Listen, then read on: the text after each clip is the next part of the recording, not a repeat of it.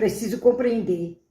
Produção mecanizada, levando o povo a viver de um jeito diferente e medo de tudo perder. Trabalhadoras rurais sofrem mesmo sem parar.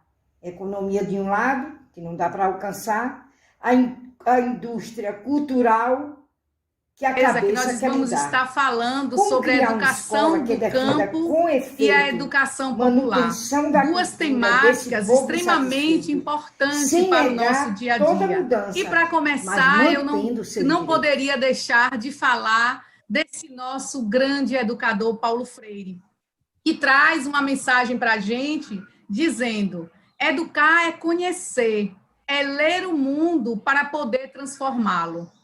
Por isso, precisamos de amorosidade, respeito aos outros, tolerância, humildade, gosto pela alegria e pela vida, disponibilidade à mudança, recusa ao fatalismo, abertura ao novo, identificação com a esperança do verbo esperançar, lutar, agir e seguir. O dia de hoje é um dia especial e essa mesa traz o entrelaçando saberes, educação popular e educação do campo. E nós vamos convidar com muita alegria o professor Ivan Lakja, que também é professor da Fundação Visconde de Cairu, e o professor Frederico Moreira, que é professor da Universidade Federal do Recôncavo Baiano. São duas grandes figuras, dois grandes profissionais que falam da educação popular e da educação do campo. Com vocês, eu passo a palavra para o professor Ivan Lakja, que vai falar sobre a atualidade da educação popular e o trágico. E logo depois do professor Ivan, fala o professor Fred Moreira. Gratidão pela oportunidade. Então, bom dia a todos e todas. Bom dia, professora Geisa. Bom dia, professor Frederico Moreira. Primeiro, quero dizer que é uma honra, né, participar desse evento, um colóquio internacional da Cairu, uma instituição que realizadora mesmo. Sei que não é nada fácil realizar um colóquio, principalmente nessas condições tecnológicas, enfim. E também agradecer a professora, a nossa coordenadora, a professora Thelma Cortizo, né? Professor Alex Naldo também, são pessoas, são atores e autores desse colóquio, né? E vamos começar a nossa fala, como a professora disse, a professora Geisa falou, a fala sobre a atualidade da educação popular e o trágico. Bom, o título é um título, eu sei que é um título curioso, mas eu não criei esse título, óbvio, é propositalmente provocativo, né? A presença do trágico é provocativo. Porque, afinal de contas, quando falamos em tragédia, ninguém quer a tragédia, né? Todo mundo quer fugir do que é da tragédia e do trágico. Mas, para a gente pensar sobre o trágico e a tragédia, vamos fazer um pequeno recuo, alguns milênios, e lá os criadores do conceito e da prática, da concepção de tragédia, os gregos, né? Os gregos, século V, século VI a.C., com o chamado teatro trágico. E vamos recorrer também à etimologia de tragédia. A tragédia se refere ao deus Dionísio, né? Ele é a figura central do teatro trágico. E tragédia vem do tragos, que significa bode, e oide, que é canto, né? Então, é o canto ao bode. O canto ao bode. O contexto é o seguinte: o deus Dionísio, ele é perseguido pela deusa Hera e ele se veste, ele se transfigura, ele se disfarça de bode para se esconder da deusa Hera. Essa é a grande tragédia e a deusa Hera pretende realmente perseguir ele. A deusa Hera seria a esposa de Zeus, né? A grande rainha do Olimpo, né? no Há uma, direito quase que uma divino. espécie de Por Iemanjá isso, ali ao lado de já Oxalá. vamos juntos Então, a aprender. deusa Hera, Para saberes e ela, saberes obviamente, que também é precisamos uma unir, deusa que se reporta tendo a à questão do realidade como nascimento, ou caso a seja, da discutir. prole, ao casamento e à fertilidade, né? Também é deusa da fertilidade.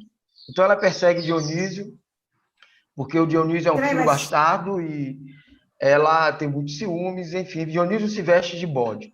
Então, dito isso, vamos pensar aqui, vou deixar uma provocação e trazemos a tragédia, né, para os nossos tempos. Quando se fala em tragédia, pensamos imediatamente em um drama, em algo indesejável, algo que nos traz dor, nos traz sofrimento e nos coloca numa situação de aflição e etc. Então, eu penso o seguinte, vamos fazer a seguinte provocação para iniciar. Qual é a nossa tragédia contemporânea e o trágico dessa tragédia? Qual é a nossa tragédia e o trágico, fazendo recorte especificamente do nosso contexto brasileiro? E quem é o bode dentro desse drama brasileiro? Quem é o bode que foge? Quem representa o trágico e quem é o bode que foge? Bom, dito isso, vamos retomar essa provocação no final. E agora eu quero passar para a questão da educação popular mesmo e trazer muito brevemente, como o Carlos Rodrigues Brandão traz no seu livro Cultura Rebelde, que é um livro, inclusive, que eu indico, e o que é educação popular, sobre os diversos conceitos de educação popular, os diversos entendimentos. Primeiro, a educação popular como educação da comunidade primitiva, ou seja, uma comunidade pré-tecnológica, anterior à divisão social do saber. Então, a educação, nesse sentido, é a educação no lato sensu mesmo, todo mundo se educa mutuamente, né? Todos se educam mutuamente, antes desse conjunto de saberes que nós conhecemos hoje. A educação popular, entendida como a educação do ensino público, porque em um determinado período não existiu o ensino público, né, de acesso à população, de um modo geral, e o ensino público foi tido como a própria educação popular. Depois passou-se o entendimento de educação popular para a educação das classes populares, que quando se começa a se importar com a alfabetização de um grande contingente de analfabetos, pessoas que já haviam passado da sua idade, do seu tempo de alfabetização, e o olhar para essas pessoas das classes dos trabalhadores, né, as classes populares. E depois, como a educação de uma sociedade igualitária, que é sobre essa educação de uma, digamos, de uma igualificação, chamo igualificação, que é o processo de permanente de construção de uma sociedade igualitária, porque a igualdade não é uma coisa dada, é uma construção permanente e nem é algo fechado, absoluto, né? Então, dito isso aqui, eu quero passar agora para um diálogo entre uma conexão, uma articulação entre a educação popular e o conceito de solidariedade. Bom, a solidariedade, ela nos remete a etimologia daquilo que é sólido, né? que consolida, né? que nos traz, que nos leva a uma cooperação, a uma noção de um todo maior, em vista de alcançar um objetivo, um ideal, numa relação dinâmica entre as partes e o todo, não partes e o todo dinâmico, porque não é, obviamente não é uma relação matemática, é uma relação onde estão sujeitos ali interagindo. E a solidariedade é isso, né? Eu trago aqui a ideia de solidariedade como não só como uma virtude, mas também como um saber a ser construído. E aí eu chamo a atenção que quando nós mergulhamos em conceitos e nos aprofundamos, e Paulo Freire, por exemplo, ele é muito cuidadoso em relação a isso, a mergulhar nos conceitos para não ficar na periferia, ou seja, a prática desse conceito tem uma outra consistência. Por exemplo, solidariedade e colaboração ou cooperação. Tem um professor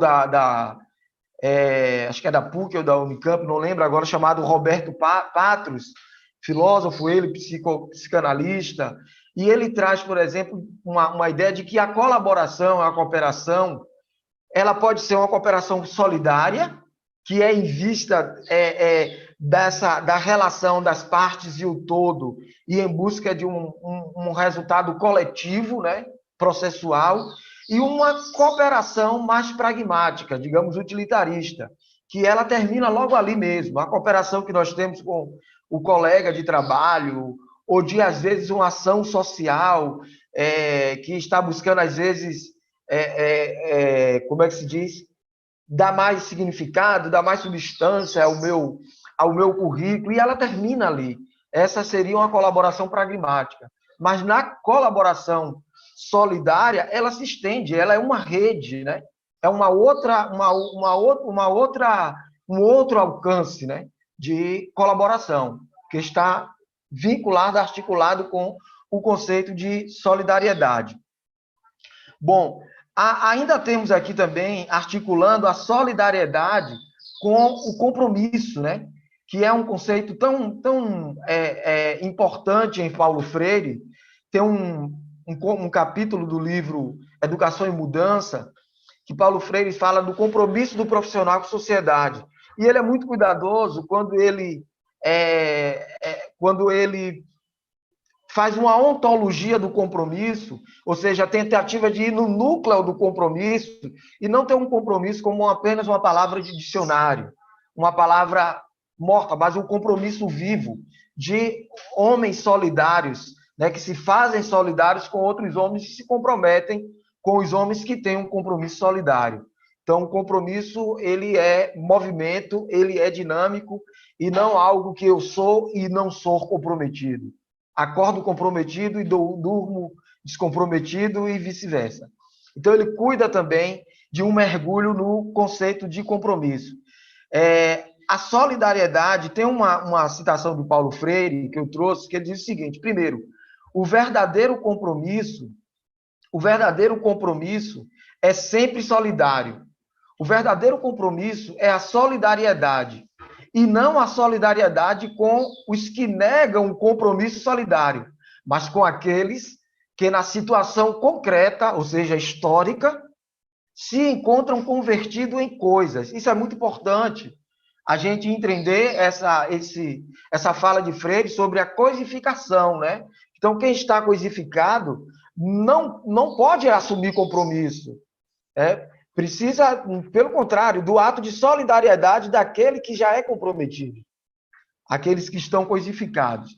E tem um outro pensamento de Freire que ele diz: o verdadeiro compromisso é a solidariedade, e não a solidariedade com os que negam o compromisso solidário. Não, esse daqui foi o que eu acabei de ler, desculpa, gente. Ele diz o seguinte, deixa eu ver aqui, um momento, ao vivo tem essas... Olha, a cooperação solidária, isso aí é o Roberto Patros, a cooperação solidária exige do agente uma filosofia de vida comunitária e uma firme disposição de contribuir para a construção do bem comum. Então, a cooperação solidária é esse encontro. Então, se nós compreendemos cooperação, compromisso e solidariedade, estamos no âmbito, de fato, da prática, da praxis da educação popular, né?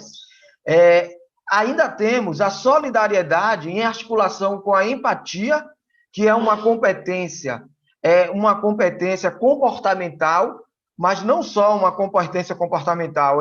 A empatia também é um ato de uma humanidade compartilhada, né? Então, como colocar em prática a solidariedade sem o sentimento e o conceito, a concretude da empatia, né? Como eu me vejo, interessante isso, porque, por exemplo, a solidariedade e comunidade, que também tem uma relação e autonomia muito forte, aí me lembra aqui o seguinte: nas comunidades, digamos, nas favelas, por exemplo, a empatia, a solidariedade, ela é intuída na prática ali Porque as pessoas se relacionam porque sabem muito bem a dor do outro. Sabem muito bem. Então, é uma solidariedade prática, é uma empatia prática e é uma cooperação muito prática. Então, percebam que a solidariedade, quando ela é articulada com o conceito de empatia, que é uma competência comportamental, que é a capacidade intersubjetiva, né, óbvio, de se ver no lugar do outro que está sendo ali, digamos, onde é a tragédia, a fonte não, mas para onde a tragédia se dirige, né? Para nesse momento nosso, quem são as pessoas que para que a tragédia é direcionada? Quem são essas pessoas? Vou dar um exemplo aqui muito interessante. Agora, nesse período de pandemia, 42 pessoas, ou famílias, ou grupos, faturaram 177 bilhões em plena pandemia. Em plena pandemia. Por outro lado, o número de mortes entre as pessoas mais carentes, entre as classes populares, entre pretos, entre índios, é imensamente maior, né? Então, se por um lado, a nossa tragédia, que ainda não é a pandemia, a pandemia não é a tragédia, a nossa tragédia faz com que, nesse contexto, pessoas ganhem muito mais dinheiro. E, por outro lado, nós temos um Estado que assiste tudo isso e derrama mais dinheiro nos bancos, no capital especulativo, né? 1 trilhão, como disse Ciro Gomes, com T de tapioca, e 200 milhões, um Estado que dá dinheiro a quem mais tem dinheiro e não é capaz de implantar uma solidariedade para além da formalidade da Constituição, das leis, né? Uma solidariedade que se encontra na Constituição, e até mesmo na Constituição, está sendo destruída, né? Por uma reforma trabalhista, por uma reforma da Previdência, porque a Constituição de 88 é chamada Constituição Cidadã. Então, ela vai perder esse caráter de uma cidadania. A cidadania pressupõe solidariedade, porque pressupõe eu me importar com o outro, né? Uma corrente de solidariedade, por exemplo, no nosso processo de aposentadoria, os que estão na ativa estão pagando, sustentando os que se aposentaram. Não é só isso, é muito mais do que isso. Tem outros elementos na Previdência, Seguridade Social, tem diversos elementos, mas é um processo de solidariedade colocado pelo Estado e agora sendo destruído pelo próprio Estado. Então, gente, temos ainda a questão da autonomia e temos também um exemplo que eu posso trazer aqui para vocês.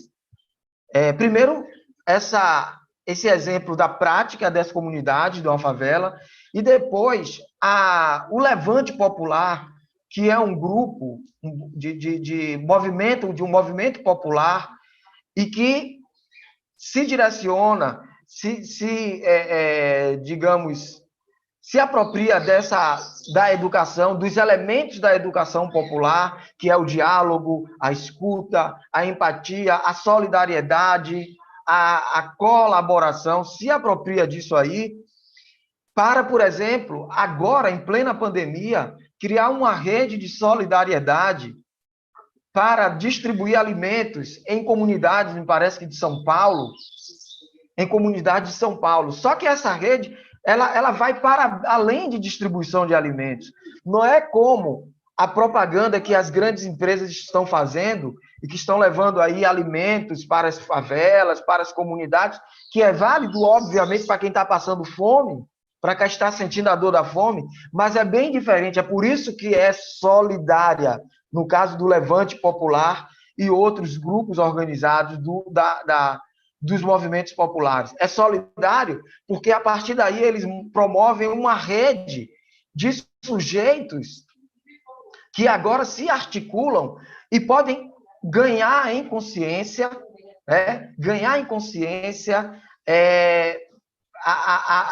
o seu lugar, o seu espaço, e de quem é e qual é digamos, o verdadeiro maestro da tragédia dele.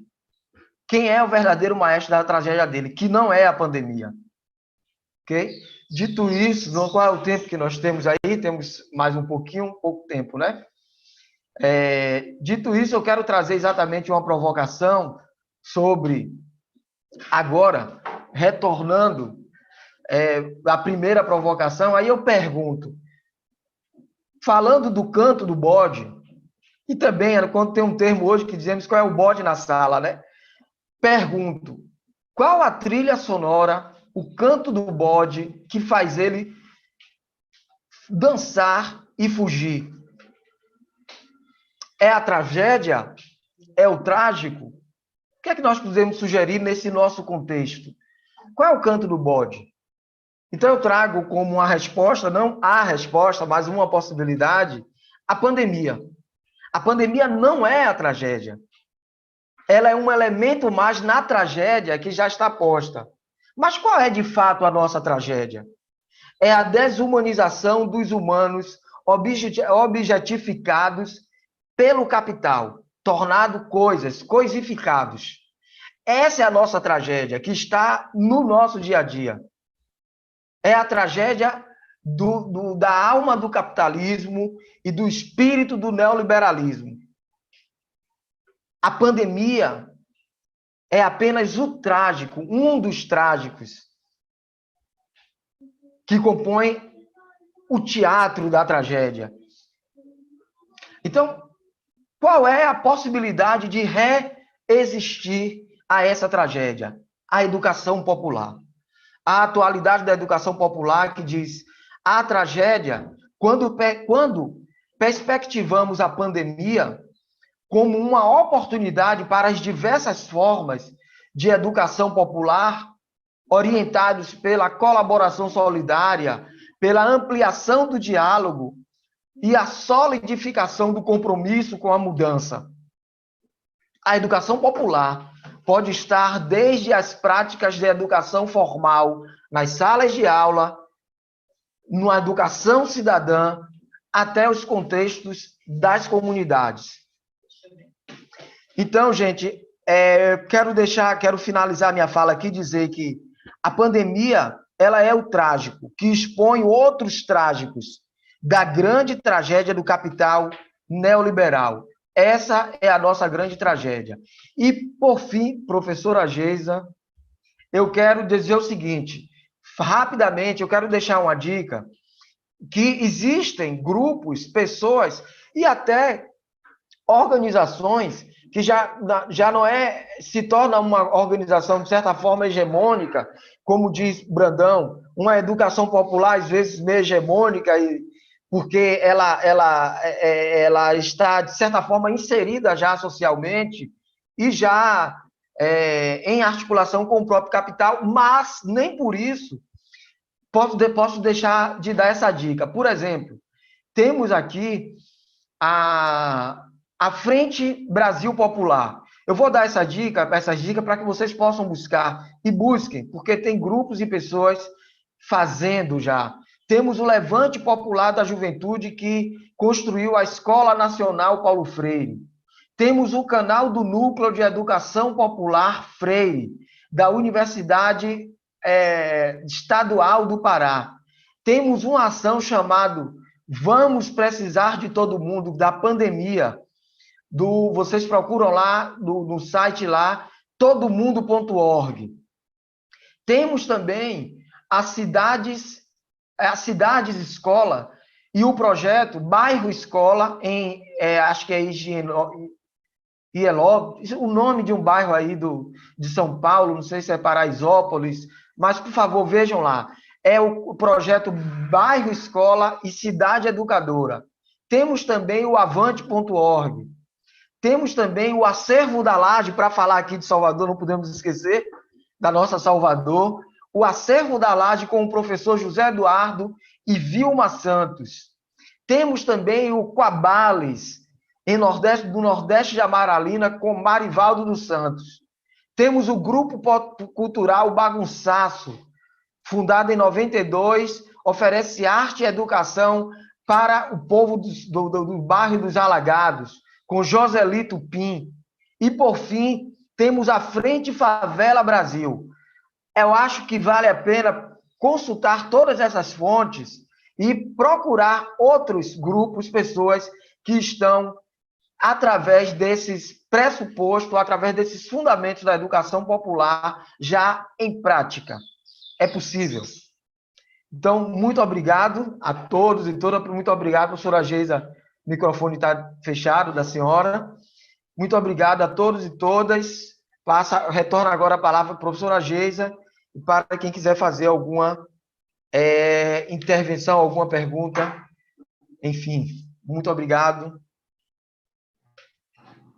Gratidão, professor Ivan, e a gente não poderia de agradecer pela fantástica fala que foi brilhante nessa manhã, e a gente complementa com mais uma fala de Freire, que ele diz: quando o homem compreende a sua realidade, pode levantar hipóteses sobre o desafio dessa realidade e procurar soluções. Assim poderá fazer para transformá-la. Penso que o pontapé inicial é a gente realmente compreender essa realidade para transformá-la. Gratidão, professor Ivan, e eu passo a palavra para o professor Frederico Moreira, que também vai falar sobre a educação do campo, complementando a educação popular. Bom dia a todos, a todas e todes.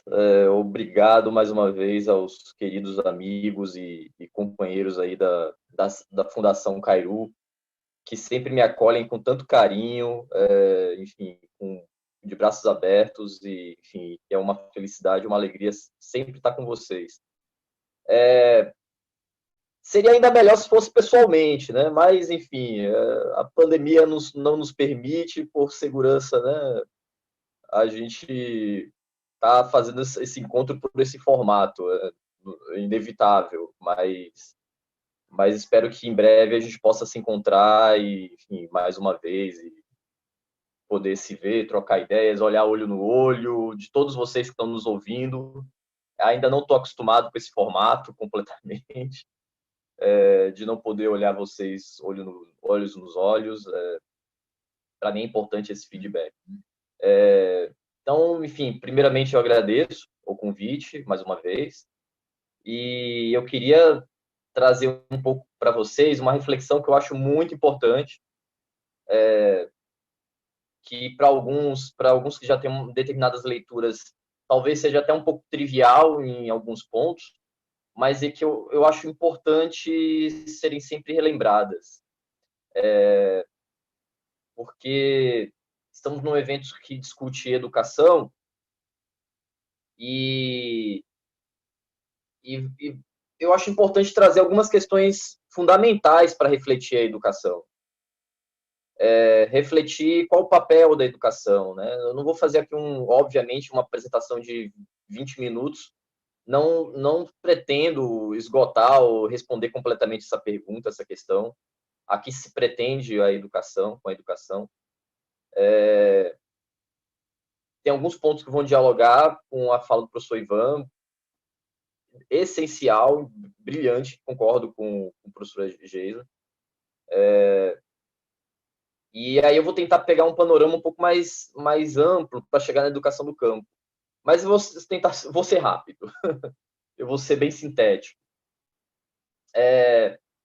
Eu queria lembrar o Ailton Krenak, que é uma liderança indígena muito importante no nosso país. O Krenak, ele ajudou a construir a nossa Constituição, os capítulos que tratam dos direitos e da relação do Estado com os povos indígenas.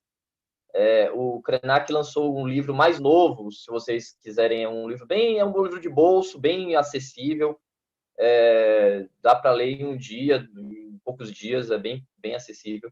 A vida não é útil. Eu achei esse título extremamente provocador e interessante para os nossos tempos, porque muita gente entrou meio em parafuso nessa pandemia porque não estava se sentindo útil. porque estava se sentindo assim, a vida meio que subutilizada nesse período de pandemia, né?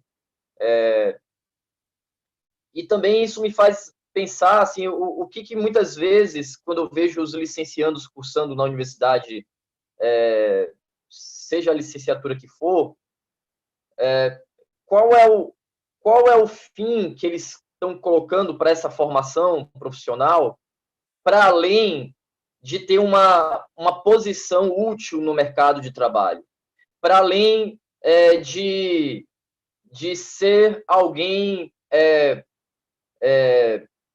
que tenha uma certa utilidade no mundo, né? E poder receber um salário a partir dessa utilidade. Então, eu vendo a minha força de trabalho, eu sou um ser útil para o mercado de trabalho e vendo essa força de trabalho em troca de recursos de subsistência. Eu acho que é muito importante a gente refletir essas questões, principalmente quando envolve educação, porque o trabalho educativo, pelo menos dentro daquilo que eu vou apresentar aqui, discutir com vocês, que é a educação do campo, ele se propõe ser bem mais, assim, e bem além disso, assim, não é apenas formar profissionais, não é apenas contribuir para a formação de profissionais em si mesmo. Não é uma concepção de ser humano em que o ser humano é visto apenas como um ser que tem uma função prática, como um aparelho que é útil para o mercado de trabalho. A gente precisa enxergar nós mesmos para além disso. Eu sei que não é fácil, mas eu sei que também, ao mesmo tempo, isso traz sofrimento.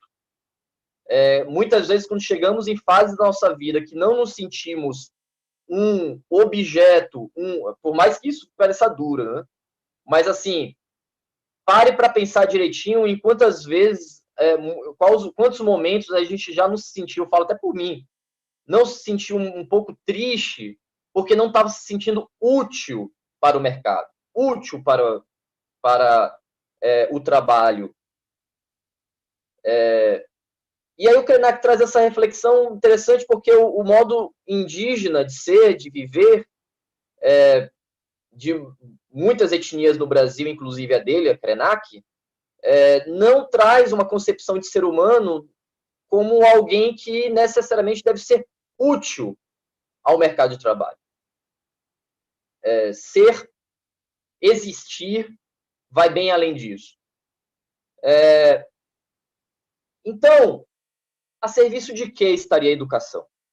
Se não é apenas uma utilidade, é claro que é interessante também essa utilidade, ela pode ser bem-vinda, a gente não pode reduzir a existência a essa utilidade, eu não estou aqui condenando o utilitarismo em si mesmo, o problema é reduzir, recortar o ser e colocar a função e a razão de sua existência somente nessas questões utilitaristas.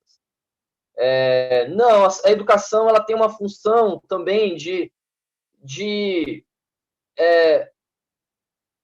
apresentar-nos uma realidade e contribuir para uma formação, para uma postura frente a essa realidade, uma ação ativa em relação a essa realidade. E isso, a educação popular, é algo que se propõe desde do início do seu surgimento. Então, a gente deve partir do princípio aqui, quando já começando a falar dos objetivos da própria educação do campo, mas falando da educação no modo geral, a educação do campo não é uma educação particularizada, mas ela parte de uma concepção geral de educação, em que a gente não nasce num mundo neutro politicamente, de igual oportunidades para todos. Lamento informar para aqueles que acreditam nisso, esse conto da carochinha, a educação do campo não compra, de que existem oportunidades iguais para todos. Quem é uma mulher preta de periferia dificilmente vai concordar com uma afirmação dessa, de que que nasceu num mundo de igual oportunidade para todos.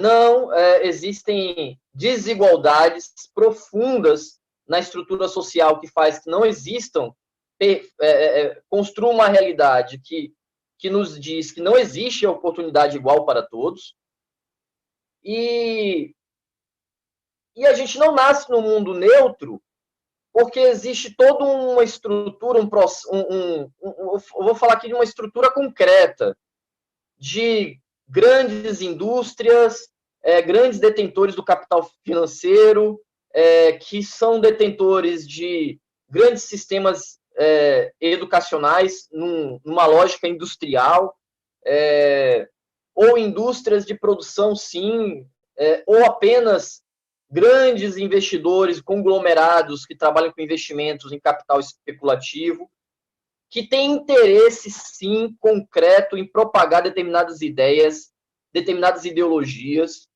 que invertem a lógica da realidade, a lógica das coisas, criando e propagando discursos que a gente identifica e denuncia como exemplos a meritocracia.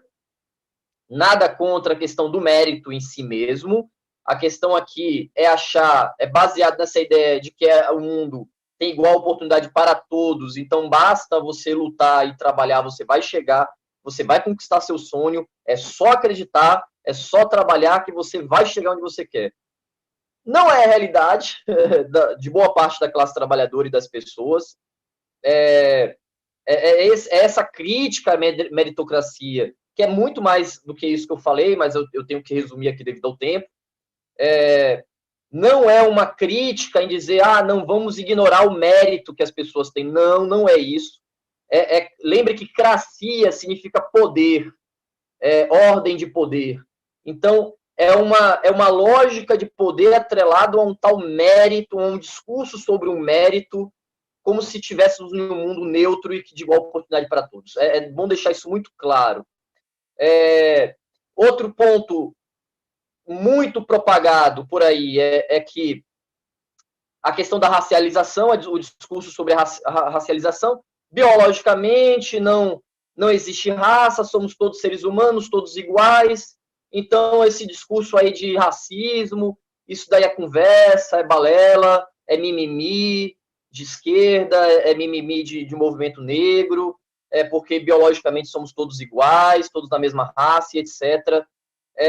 Lamento informar que, a despeito da biologia dizermos que só somos a mesma raça, mas é muito concreta a realidade social e da diferenciação que se tem no tratamento de determinadas instituições de poder em relação a pessoas que são de origem indígena, de origem africana.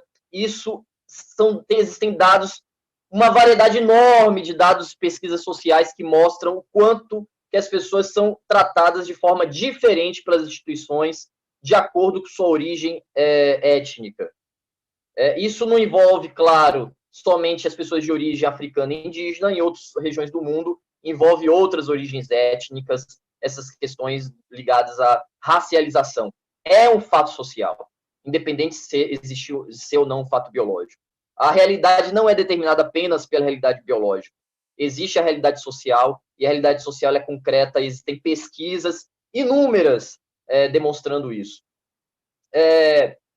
Outra característica desse discurso ideológico que é propagado pelos detentores do capital, do mercado, é de que, baseado nessa ideia de todos somos iguais, então existe uma humanidade, então já temos um conceito de humanidade pronto, e existem pessoas que ainda não são tão humanas, elas precisam evoluir mais para se tornarem mais humanas. Esse é um outro discurso muito perigoso, né? Porque, enfim, sempre, qualquer definição de humanidade que você for dar é a sua definição, é a definição de um ponto de vista, e sempre vai ser excludente no mundo que a gente vive hoje. Então, assim, Krenak também é uma das pessoas também que criticam esse conceito que a gente utiliza de humanidade. Outra questão são dicotomias que esse mercado cria, que esses detentores do capital criam, que é a dicotomia entre mercado, modos de vida do campo. E o que é o campo? Eu vou falar de educação do campo. O que é esse campo? Bem, gente, o campo ele é constituído, ele é muito grande no Brasil. O IBGE tem sido muito criticado por pesquisas na área de ciências sociais, sobre o método em estatística, sobre o método que ele utiliza para calcular a população do campo brasileiro.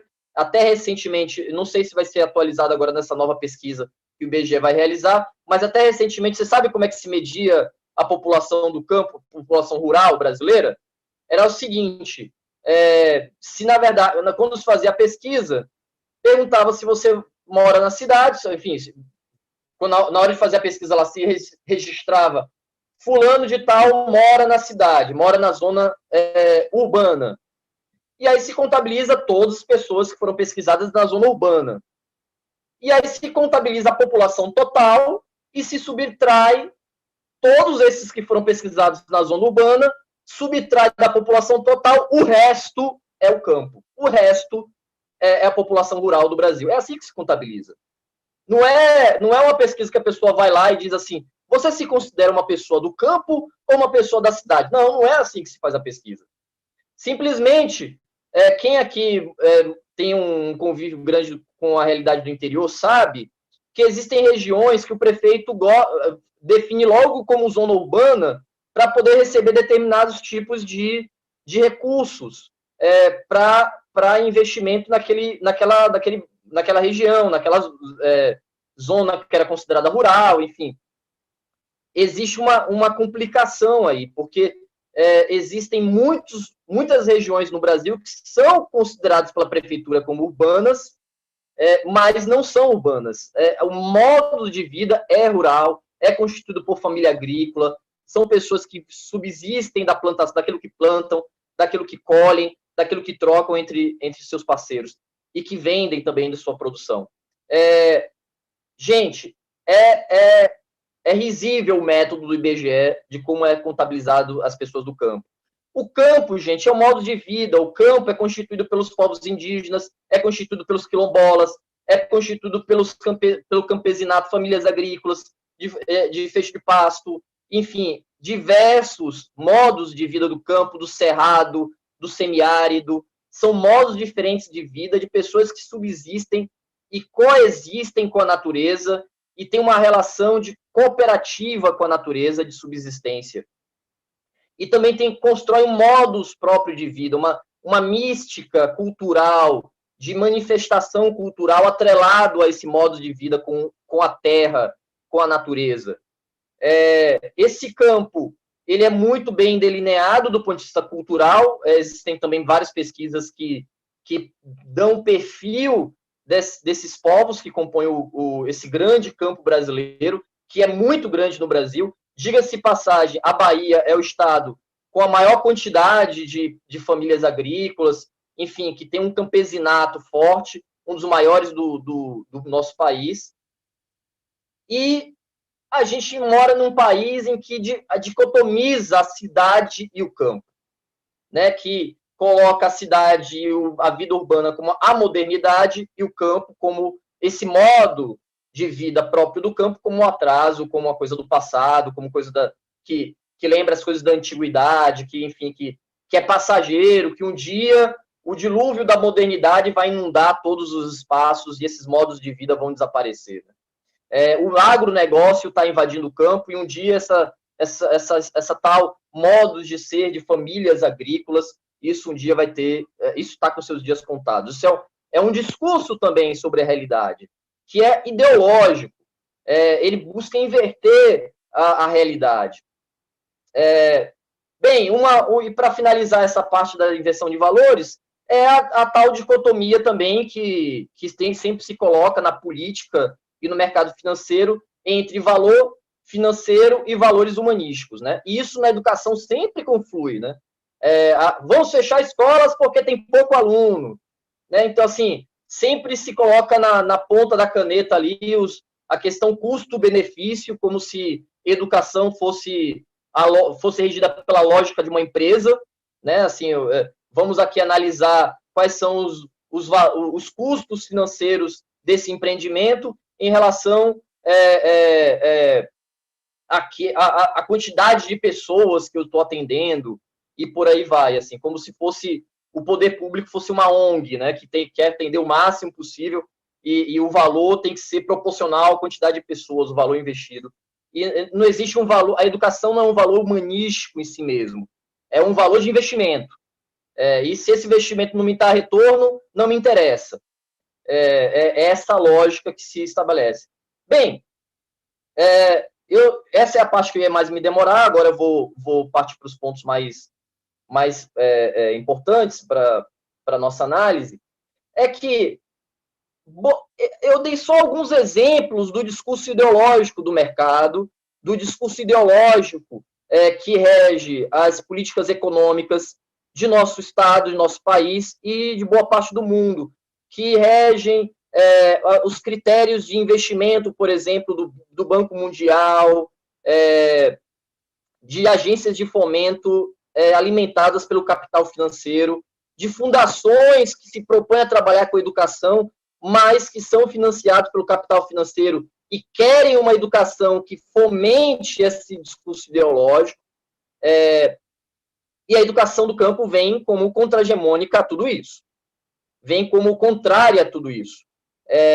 E aqui é muito importante se colocar, gente, de que como a gente já nasce num mundo em que essa realidade é posta dessa maneira, esses discursos são muito poderosos, porque são propagados pela grande mídia, por alguns programas da Rede Globo, de toda a grande mídia no Brasil, né? Diferente de outros países que tem aquela mídia considerada progressista e de esquerda, no Brasil a gente não tem uma grande mídia de esquerda ou progressista, de fato. Só temos grandes conglomerados comunicacionais que todos eles têm um compromisso muito grande com esses discursos ideológicos do capital financeiro. Gente, a educação nunca vai ser neutra em relação a essas coisas. Ou a educação vai estar nadando e remando de acordo com a correnteza desses discursos, ou ela vai ser contrária. Não existe educação neutra em relação a esses discursos. Não existe educador neutro em relação a esse discurso que eu acabei de apresentar aqui agora. Ou você, ou eu, vamos ser subservientes a esse discurso, ou seremos contrários a esse discurso. Mas Fred, que ideia é essa meio fantasiosa sua de eu lutar contra um monstro tão grande, tão avassalador, tão poderoso, que é o discurso do capital financeiro? Eu sozinho não sou nada, não sou ninguém, de fato, para lutar contra esse tal monstro. Mas é por isso que eu achei genial, principalmente esse fechamento da fala de Ivan, porque mostra que existem bolsões de resistência, existem formas de construir a educação que sabem, que partem do princípio que existe essa balança não está equilibrada, ela está muito desequilibrada para um lado, porque a gente já nasce dentro dessa realidade posta, dentro desse discurso posto. A gente, na verdade, passa parte da vida tentando desconstruir muito desses discursos sobre a ideologia da beleza, sobre a ideologia da racialidade e da estética e da hierarquia ligada à questão racial, da questão da meritocracia, da minha vida reduzida a um utilitarismo, ou seja, toda uma série de discursos construídos por uma ideologia que busca deturpar a realidade e que me influenciam. Então, o papel da educação, e é um compromisso da educação do campo, engajada e que é honesta em relação a essa realidade, ela não esconde, ela não faz de conta que isso daí vai ser jogado debaixo do tapete, ou que essa realidade aí não, ela pode ser marginal. Não vou falar nisso, não. Eu não quero me posicionar politicamente em relação a essas coisas. Não dá. Já repito, ou você vai propagar, ou você vai ser contra-hegemônico a isso. Bem, a resposta a todas essas questões é se organizar mesmo. Ainda é a velha solução, que é se estruturar, se organizar, sim, politicamente. Quando eu falo politicamente, não necessariamente em partidos, também em partidos, nada contra o partido em si mesmo, mas em organizações sociais também, movimentos sociais também, enfim, qualquer forma de organização política que te fortaleça dentro de um ferramental, de instrumental de luta política que reme contra isso. Precisamos aumentar as trincheiras contra isso. Como Gonzalez fala, Lélia Gonzalez fala, precisamos nos aquilombar também em relação a essa realidade. Cada contexto vai chamar de uma forma, seja aquilombar, seja trincheirar, seja se fortificar nos movimentos sociais, seja a estratégia que você tenha, que esteja às suas mãos, acessível. Saiba que neste mundo, ou construímos uma educação que vai ser contra-hegemônica ou subserviente a essa estrutura política.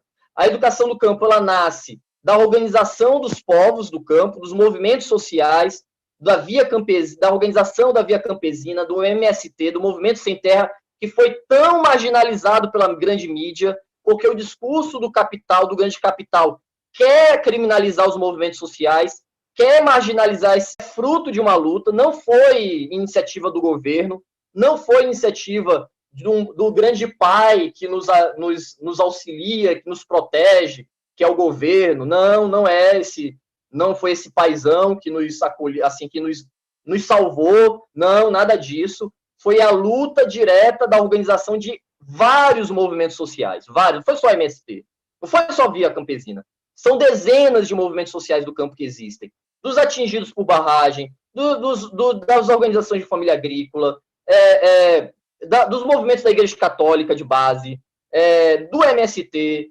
enfim, se eu for contar aqui, são dezenas de movimentos sociais do campo.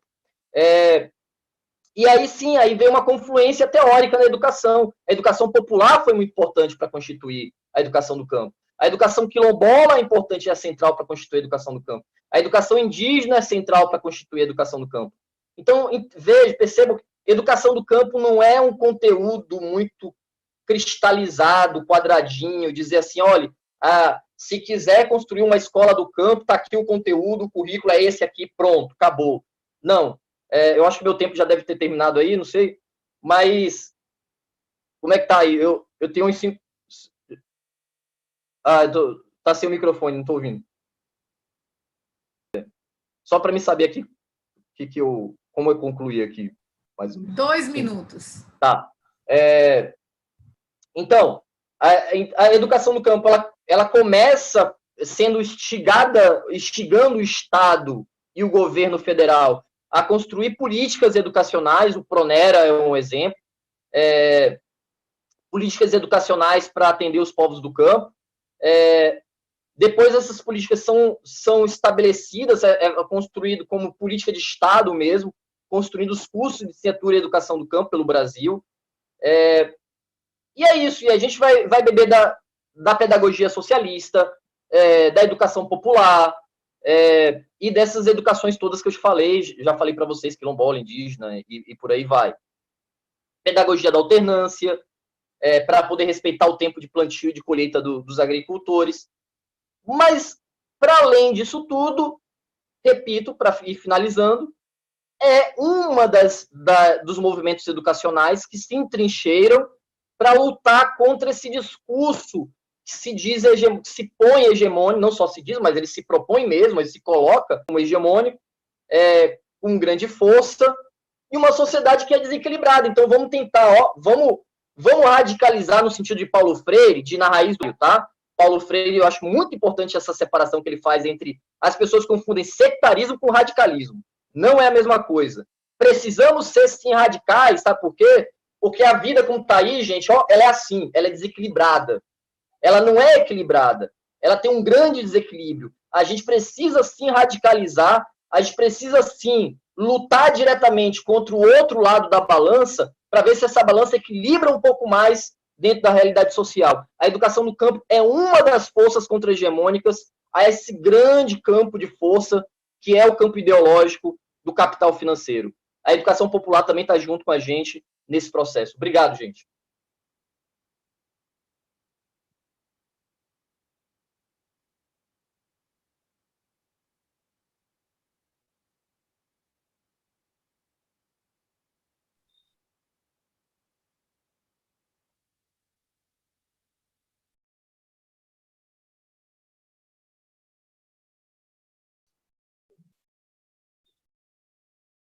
Professora Geisa, o microfone, por favor. Gratidão, professor Fred, como sempre, abrilhanta onde está, brilhantes falas, fantásticas falas mesmo. Temos muitos recadinhos, perguntas também. Nós só temos 5 minutos.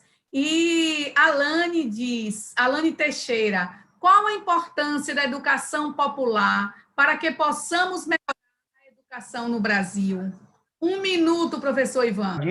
Mas eu vou aproveitar sua pergunta, porque parece que eu tinha uma resposta pronta do que eu escrevi ontem para finalizar e não li na finalização.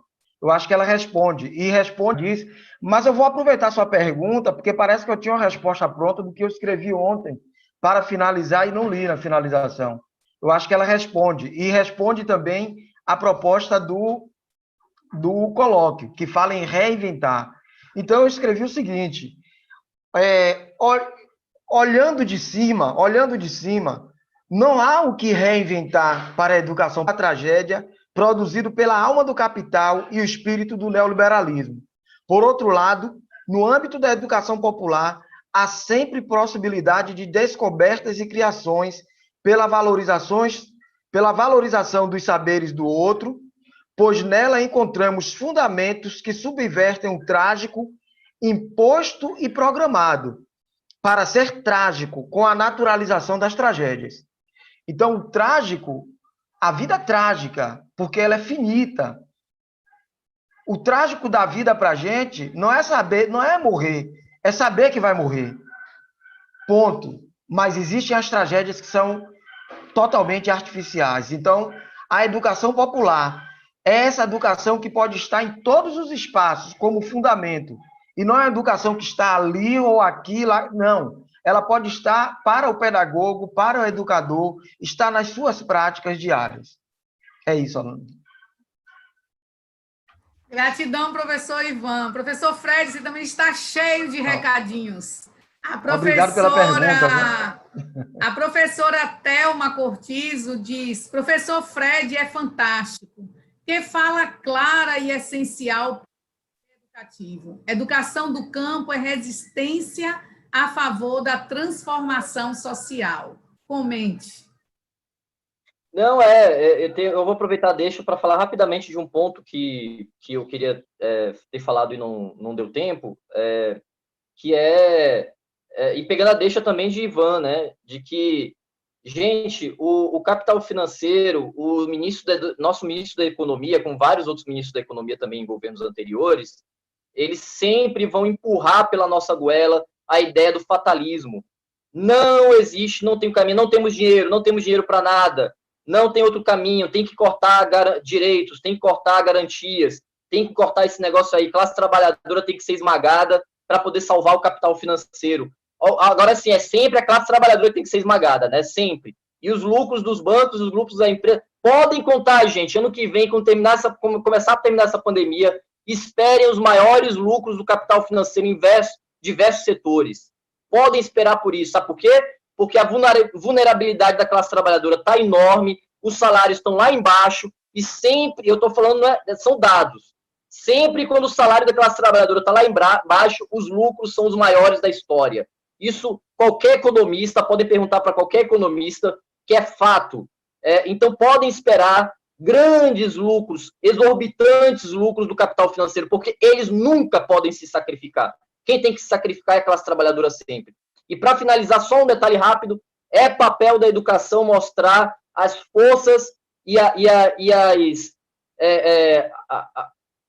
os pontos que nos subdeterminam, ou seja, a educação para o mundo que a gente precisa hoje, para a transformação da realidade, é aquela educação que construa cidadãos que conheçam os seus direitos e conheçam todas as forças que os subdeterminam.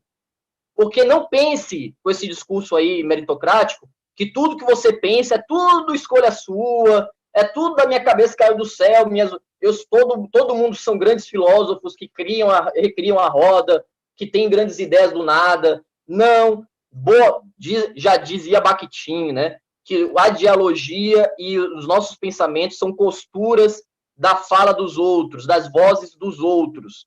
Então, não pensem que vocês são imunes a essas ideias todas aí. Então, Faz parte do processo educativo mostrar essas forças que me subdeterminaram e buscam me subdeterminar ainda hoje, através das leis, através da televisão, do rádio, da mídia, das igrejas, da religião, de várias instâncias que buscam subdeterminar. Faz parte, sim, do processo educacional expor essas relações de causa e efeito, de causalidade, que determinam o meu ser, para que eu, sabendo as causas e as relações que me determinam, eu possa agir nelas, possa vislumbrar a possibilidade de transformar e mexer nesse maquinário que determina as ações sociais.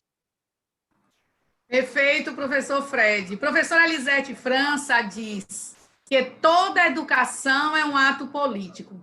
Precisamos estudar e conhecer para problematizar as ideologias dominantes que estruturam a nossa sociedade. E aí a gente pensa exatamente numa outra fala de Freire. Como nós queremos ser lembrados? Como nós queremos ser lembradas? Nós somos formadores de opinião. E é legal a gente pensar que Freire dizia: eu quero ser lembrado como gente que amou o mundo e amou as pessoas. Eu penso que cada um de nós quer deixar exatamente essa marca de ter contribuído para a formação e transformação social. Claro que a gente pode só ser um grãozinho neste oceano de tantas indiferenças, mas cada um de nós pode fazer a diferença. Gratidão infinita ao professor Ivan, ao professor Frederico e a esse público que nos assiste. Gratidão a todos vocês, a todas vocês, a todos que farão a diferença na vida do outro. E que cada um de nós possa ser o Butum, que a gente sabe que somos porque o outro é. Gratidão infinita pela oportunidade de, nesta manhã, compartilhar com vocês essa mesa do entrelaçamento de saberes da educação popular e a educação do campo. Gratidão, professores. Um Butum. O Butum. Eu sou porque o Ubuntu és. É por aí. Obrigado. Gratidão. Obrigado, professor Obrigado, Fred. Ivan. Obrigado, Geisa. Obrigado, José.